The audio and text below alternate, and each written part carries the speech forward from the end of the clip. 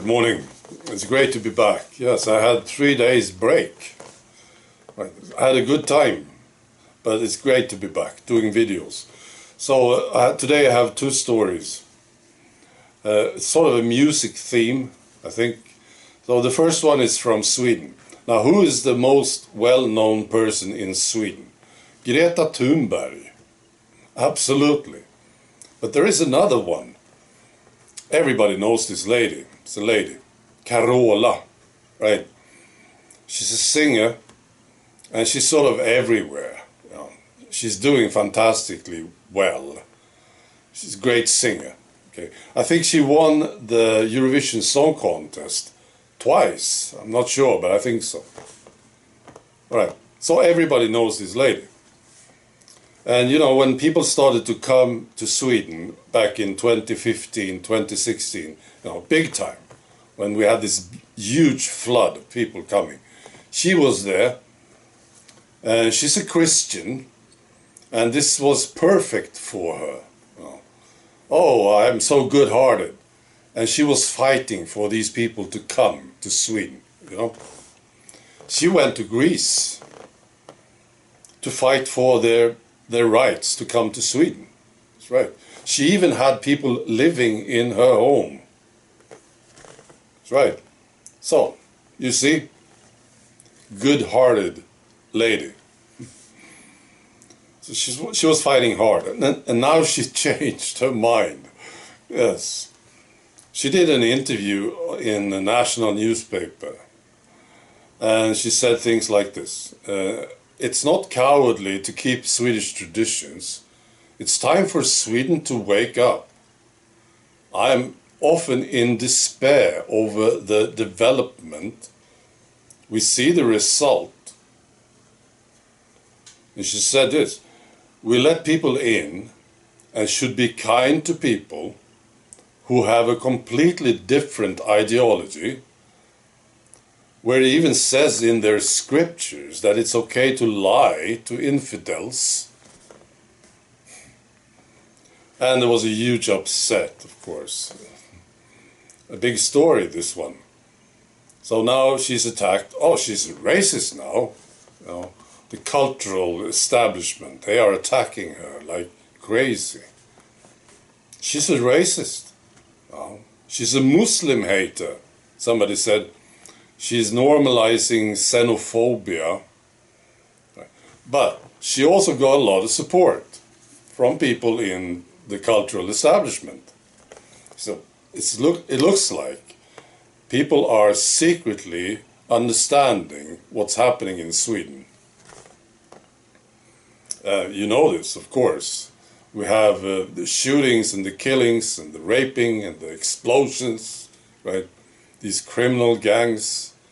It's a terrible situation in Sweden, in the big cities especially. So now people they understand this. It wasn't such a good idea to bring them here, all of these people. So she's getting a lot of support too. It's a cult, isn't it? Yes. When you threaten to leave the cult, oh, they will attack you hard.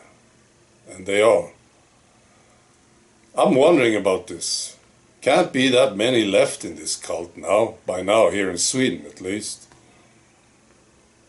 I mean, everybody knows what we are seeing right now in Sweden. And it must be very, very hard to not understand that it's coming from mass immigration.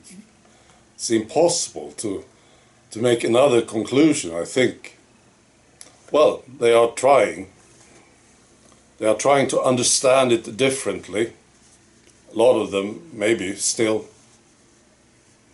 Right, the next story is from the United States, and it's this country music star, John Rich. Yeah, I think I mentioned him in an earlier video. Okay. So he decided, you know, he's got this bar. He owns a bar in Nashville. And he decided to remove Bud Light, the beer, from the bar. And this was because of Budweiser. They decided to to sign a partnership. It's so stupid, this one. So they signed a partnership with this transgender guy, influencer, Dylan Mulvaney, right? Yes. Right, what a great idea. Okay, so this is what this guy, John Rich, says. I own a bar in downtown Nashville. Our number one selling beer up until a few days ago was what? Bud Light. We got cases and cases and cases of it sitting back there. But in the past several days, you're hard pressed to find anyone ordering one. So as a business owner, I go, hey, if you aren't ordering it, we got to put something else in there. At the end of the day, that's how it works. Right. Now, can you imagine that meeting at Budweiser? Oh, we are selling beer. Let's sign a contract with this transgender total jerk. I watched this guy. Transgender. Well, that was not a good idea. They don't learn, do they? I'm talking about the businesses. Well, this is another one going down the drain now. Budweiser, I suppose. Of course, we remember Gillette, right?